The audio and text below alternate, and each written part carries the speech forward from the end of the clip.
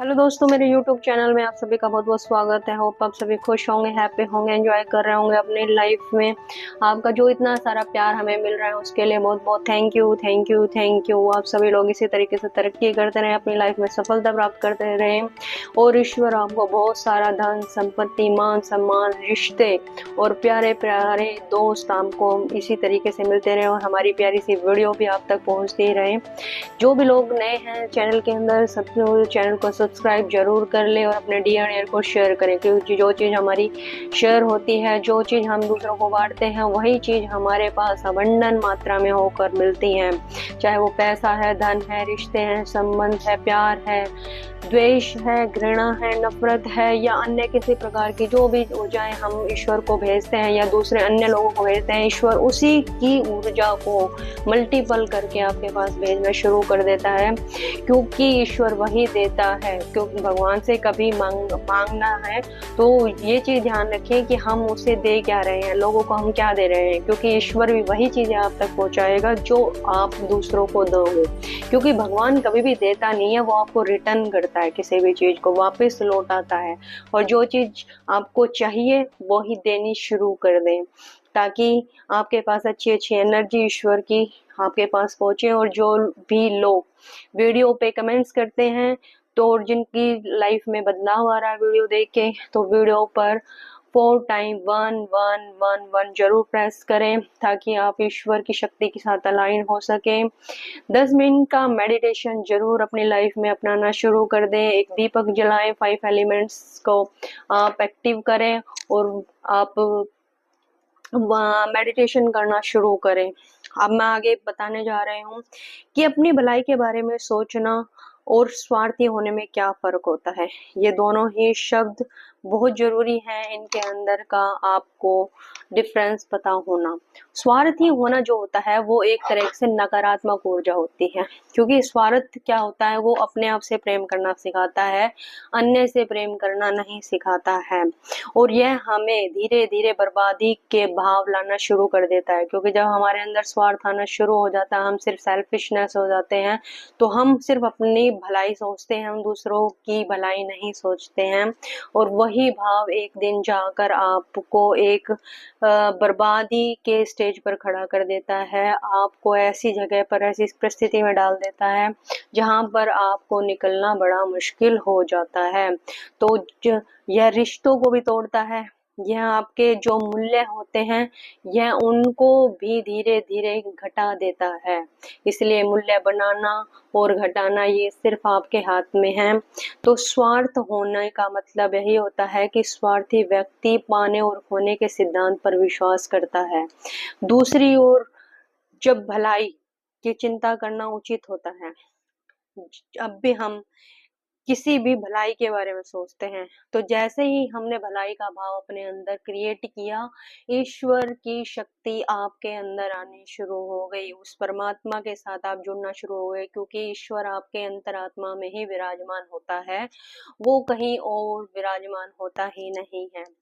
तो जैसे ही आप भलाई का भाव लेकर आओगे अंदर, तत्क्षण आपकी एनर्जी ईश्वर से जुड़ेगी और ईश्वर आपके साथ आपके रास्ते खोलना शुरू कर देगा और आपके पास समृद्धि, मानसिक शांति, अच्छी सेहत, खुशियां बढ़ चढ़ कर चारों तरफ से आना शुरू हो जाएगी।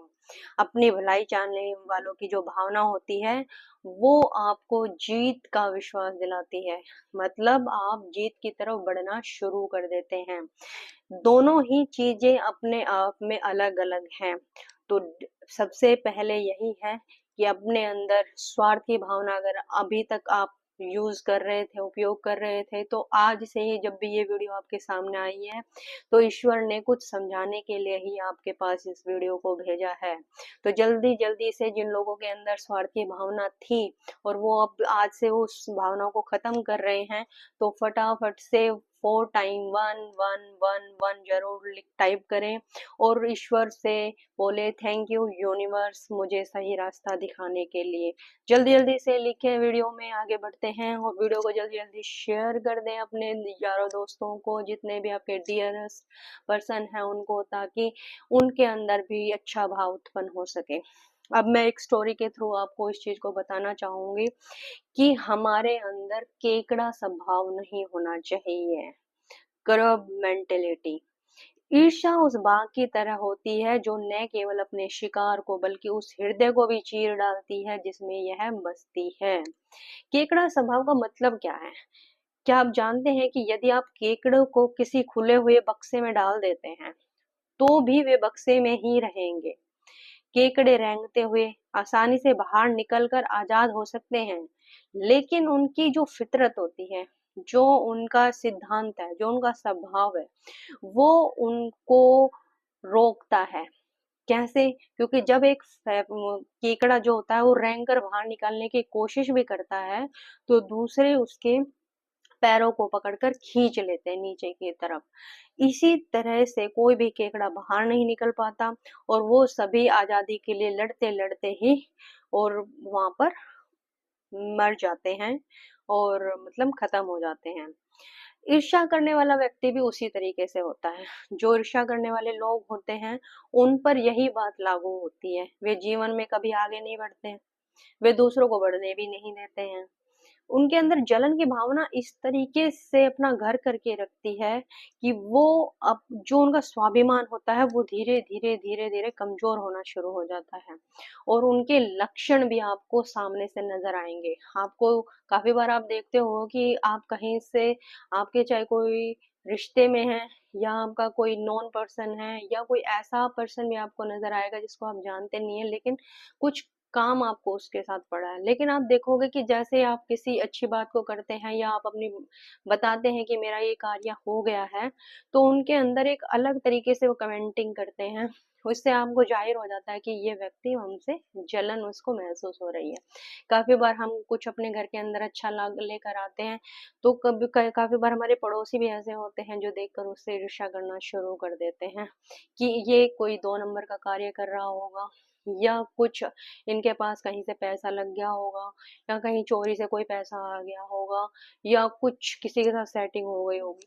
क्योंकि ये चीजें क्या होती है ना, हमारा जो ह्यूमन नेचर है वो इसी तरीके से है कि जिन लोगों के अंदर जलन की भावना होगी उनके अंदर ये लक्षण कुदरती होते हैं और उनका नेचर भी केकड़े के समान ही होता है कि वो जिंदगी में कभी बदलना ही नहीं चाहते हैं।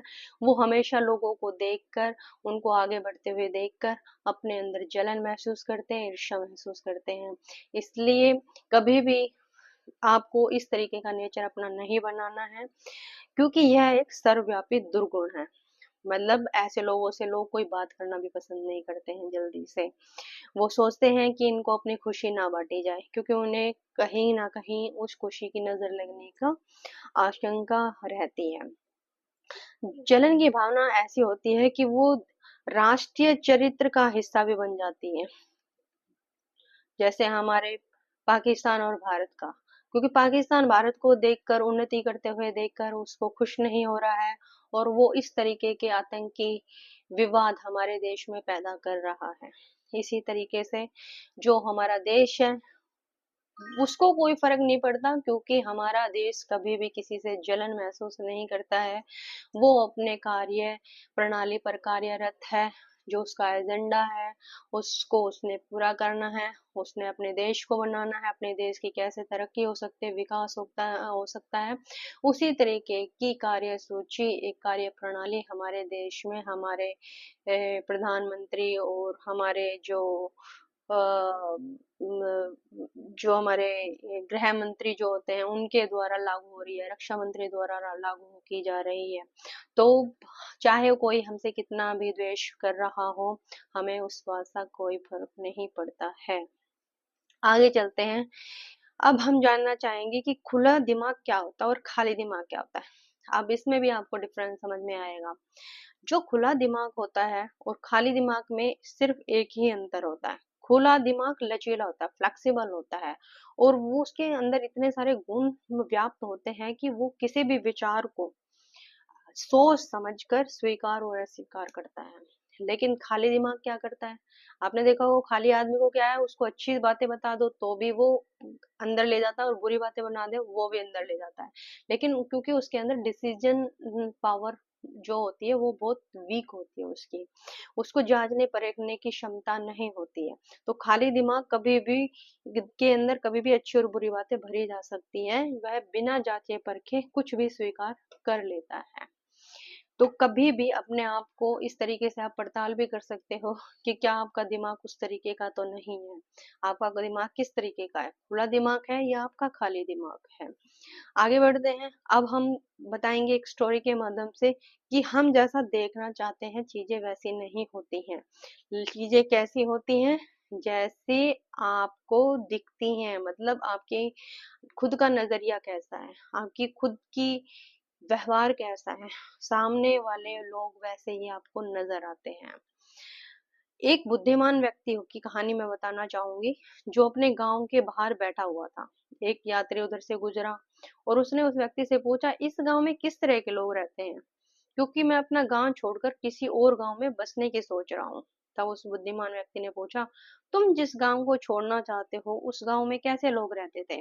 उस आदमी ने कहा, वे सभी लोग स्वार्थी थे, निर्दयी थे, रूखे थे, अच्छा व्यवहार नहीं करते थे, एक दूसरे को प्यार भी नहीं करते थे। तब उस बुद्धिमान व्यक्ति ने जवाब दिया कि इस गांव में भी ऐसे ही लोग रहते हैं। कुछ समय बाद एक दूसरा यात्री वहां आया और उसने पूछा, उस बुद्धिमान व्यक्ति से सेम सवाल पूछा। बुद्धिमान व्यक्ति ने उससे भी कहा, तुम जिस गांव को छोड़ना चाहते हो उसमें कैसे लोग रहते हैं। उस यात्री ने जवाब दिया, वहां के लोग तो बड़े विनम्र हैं, दयालु, एक दूसरे को प्यार करते हैं, एक दूसरे की सुख शांति में उनका साथ देते हैं और मदद करने वाले हैं। तब बुद्धिमान व्यक्ति ने कहा, इस गांव में भी तुम्हें ऐसे ही लोग मिलेंगे। तो आमतौर पर हम दुनिया को उसी तरीके से देखते हैं जैसी वह है, बल्कि जैसे हम खुद हैं वैसे देखते हैं। ज्यादातर मामलों में दूसरे लोगों का व्यवहार हमारे ही व्यवहार का आईना होता है। अगर हमारी नीयत अच्छी होती है तो हम दूसरों की नीयत भी अच्छी मान लेते हैं। हमारा इरादा बुरा होता है तो हम दूसरों के इरादों को भी बुरा मान लेते हैं। तो कभी भी अपनी नीयत और अपने व्यवहार को हमेशा साफ रखें। अपने बारे में जो नजरिया होगा वैसा ही लोग आपको, वैसा ही समाज आपको आपके सामने नजर आएगा। भरोसा। भरोसा क्या होता है? सभी रिश्ते भरोसों पर आधारित होते हैं, चाहे जैसे मालिक और नौकर का, माँ बाप और बच्चों का, पति और पत्नी का, गुरु और विद्यार्थी का, कोई सब्जी वाला है या कि जिससे हम कुछ खरीदते हैं, खरीदने वाले बेचने वाले का, ग्राहक होता है और सेल्समैन का, उसका आपस का रिश्ता होता है। जो बिना निष्ठा और ईमानदारी के भरोसा कैसे हो सकता है? भरोसे के संकट में पड़ने का मतलब सच्चाई का संकट में पड़ना। भरोसा भरोसेमंद पर ही किया जा सकता है। तो इस चीज के लिए सबसे भरोसा हमें क्या दिलवाता है, ये जानना बहुत जरूरी है। अगर हम किसी के ऊपर भरोसा करते हैं, हमें लगता है कि हाँ ये व्यक्ति भरोसे लायक है, तो आप उस पर भरोसा कीजिए, लेकिन उसके ऊपर संशय ना कीजिए। क्योंकि जो विश्वास आप करोगे वो विश्वास तभी पूर्ण होगा जब आप उसको सही तरीके से भरोसा करोगे, उस पर संशय नहीं करोगे। खुद का भी सम्मान करें और दूसरों का भी सम्मान करना सीखें। ये चीज आपको इंसान का गौरव बढ़ाती है और दूसरों की परवाह करने का नजरिया पैदा करती है। न्याय और निष्ठा के भाव को जगाना सीखो। दूसरे की बात को ध्यान से सुनने और उनके विचारों के साथ साझेदारी की इच्छा दर्शाना, ये सबसे जरूरी एक गुण होता है जो हमारे दिमाग के खुलेपन को दर्शाता है। समता। कथनी और करनी में समानता होनी चाहिए। अगर कोई कहता कुछ है और करता कुछ है तो आप उसको कैसे यकीन करेंगे? तो आपके अंदर समता होनी जरूरी है। काबिलियत और सेवा का भावना जन्म लेती है क्षमता के द्वारा। विश्वसनीयता जो होती है, ईमानदारी जो होती है, वो आपके अंदर इंटीग्रिटी का ही एक अंग होता है, एक पार्ट होता है। एक्सेप्टेंसी। सुधार के प्रयास के बावजूद हमें एक दूसरे की कमियों और खूबियों को एक हद तक कबूल करने की जरूरत होती है। हमारा चरित्र इस तरीके का होना चाहिए कि हम किसी व्यक्ति की योग्यता को ना देके उसके चरित्र के ऊपर विशेष ध्यान दें और उस पर विश्वास करें। हमारे अंदर किसी भी व्यक्ति के जो साहस है उसको कमी करना नहीं होना चाहिए। ताकि वो हमारे कारण किसी भी प्रकार की तकलीफ में ना आ सके। तो कहा भी जाता है भरोसे का महत्व प्यार से भी ज्यादा होता है। हम कुछ लोगों को प्यार तो करते हैं लेकिन उन पर भरोसा नहीं करते। रिश्ते एक बैंक अकाउंट की तरह होते हैं, हम उनमें जितना जमा करते हैं वो उतने ही बढ़ते हैं, इसलिए हम उतना ही निकाल भी सकते हैं। लेकिन अगर आप बिना जमा किए निकालने की कोशिश करोगे तो निराशा ही हाथ लगेगी।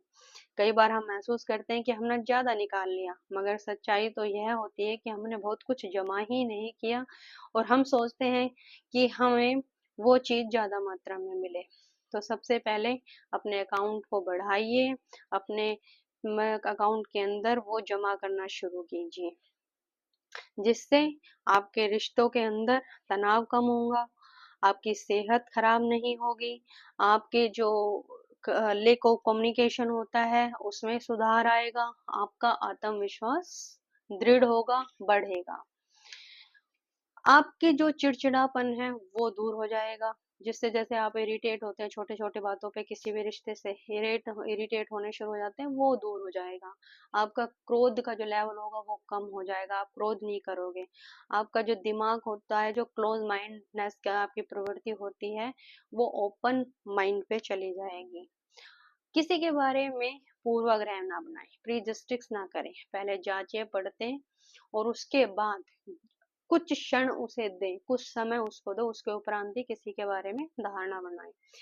टीम भावना से काम करने की अपने अंदर एक प्रवृत्ति बनाएं, क्योंकि जब हम टीम भावना से कार्य नहीं करते हैं, टीम भावना का भाव होता है, तो भी हमें बहुत ज्यादा प्रॉब्लम का सामना करना पड़ता है। आत्मबल को टूटने नहीं देना, अपना जो कॉन्फिडेंस लेवल है वो बना कर रखना चाहिए। हमें जो विश्वसनीयता होती है उसके ऊपर दृढ़ होना बहुत जरूरी है। कई बार आपका असहयोग का व्यवहार भी इस चीज को, काम की भावना को कमतर कर देता है, लोगों से व्यवहार बनाने की क्षमता को कम कर देता है। तो आपको ये जो व्यवहार है उसमें सुधार करना बहुत जरूरी है। आत्मविश्वास की कमी नहीं होनी चाहिए आपके अंदर, पूरे जोश और शोर से आप अपनी बात को सामने रखें, लेकिन बहुत अच्छे तरीके से रखें। कॉन्फ्लिक्ट, जब भी हमारे अंदर किसी प्रकार का कॉन्फ्लिक्ट शुरू हो जाता है तो भी हमारे अंदर एक गलत भावना विकसित हो जाती है। तो कोशिश करें किसी प्रकार का कॉन्फ्लिक्ट आपके अंदर उत्पन्न ना हो। किसी के ऊपर संदेह ना करें, सबसे पहले उसे समझें, कुछ समय दें, उसके बाद ही डिसीजन लें, सजेशन दें। मायूस रहना बंद करें, खुश रहें, हैप्पी रहें अपनी लाइफ में, और लोगों को भी हैप्पी रखने की कोशिश करें। वो छोटी छोटी चीजें ढूंढें जिससे लोग खुश हो सकें। अपने अंदर प्रोडक्टिविटी को बढ़ाएं, उत्पादन की क्षमता को बढ़ाएं। उत्पादकता क्या होता है कि जो प्रेम भाव जो हमारे अंदर हो उसको बढ़ाना है अपने, ताकि लोगों से भी हमें उस तरीके की चीजें मिले। अनहैप्पीनेस, उदासीन भाव भी बहुत सबसे ज्यादा खराब करता है हमें। जब हम हमेशा उदास रहते हैं, उदासी से ही बातें करते हैं, तो लोग भी हमसे बातें करना पसंद नहीं करते। वो सोचते हैं कि ये हमेशा उदास ही रहता है, इससे अच्छा तो हाँ ये हमें भी परेशान ही करता है। जब आप खुश रहोगे, हैप्पी रहोगे, खिलखिला कर रहोगे, चाहे आपके अंदर कितना भी द्वंद हो, क्योंकि जब आप खुश रहते हो तो ईश्वर भी आपको खुश रहना शुरू कर देता है। जब खुश होकर आप ईश्वर के सामने रहते हैं तो वो आपकी सारी प्रे को भी सुनना शुरू कर देता है और आपके जीवन को सुखद बनाता है, क्योंकि वो समझ जाता है कि मेरे बच्चे के अंदर वो क्षमता है जिससे वो सारी चीजें जो मैंने दी हैं उसको उसको झेल पा रहा है। तो वो आपके कष्टों को भी दूर कर देता है, आपके स्वास्थ्य को भी अच्छा कर देता है, आपके पैसों की प्रॉब्लम को भी दूर कर देता है, आपको एक सुखद और एक दीर्घ आयु वाला व्यक्ति बनाता है। अकेलापन कभी ना रखे अपने अंदर। अकेलापन, सिर्फ अकेलापन महसूस नहीं करना, सिर्फ अकेले रहकर आप मेडिटेशन जरूर करें, क्योंकि जब हम एकाग्रता के साथ 10 मिनट भी अगर ईश्वर के साथ कनेक्टिविटी अपनी करते हैं, अपनी अंतरात्मा से जुड़ते हैं, सेल्फ लव करते हैं, जब हमारे अंदर सेल्फ लव की भावना जागृत हो जाती है तो हम लोगों को भी प्यार कर पाते हैं, उनको भी लव कर पाते हैं। लेकिन अगर हमारे अंदर खुद की भावना घृणित है अपने लिए और हम समझ ही नहीं पा रहे, हम अपनी अंतरात्मा आत्मा को जान ही नहीं पा रहे हैं, तो हम दूसरे से भी किस तरीके से प्यार कर सकते हैं। वो तो सिर्फ एक छल है, एक दिखावा आपके सामने ही होगा। तो इसलिए सबसे पहले सेल्फ लव करना सीखें, सेल्फ लव की पावर को बढ़ाएं, अपनी अंतरात्मा के अंदर झांकें, उस परमपिता परमात्मा को अपने अंदर देखना शुरू करें और अपने सभी स्वास्थ्य संबंधी क्रियाएं करना शुरू करें ताकि आपका स्वास्थ्य ठीक रहे। मेडिटेशन करने से आपका माइंड खुश होगा, आपका स्वास्थ्य अच्छा होगा। और जब हम किसी प्रे को करते हैं तो हम उससे अपने मानसिक संतुलन को अच्छा करते हैं और एक खुशी अपने अंदर महसूस करते हैं। इसी तरीके से आप खुश रहें, हैप्पी रहें हमेशा अपनी ज़िंदगी में, यही प्रे हम करते हैं और ईश्वर से प्रार्थना करते हैं कि आप हमेशा खुश रहें। इसी तरीके से वीडियो को लोगों तक पहुंचाते रहें, अपना प्यार हम सबको देते रहें ताकि हम अच्छी-अच्छी वीडियो आपके सामने लेकर आते रहें। मिलते हैं नेक्स्ट वीडियो में, तब तक के लिए जय श्री राम।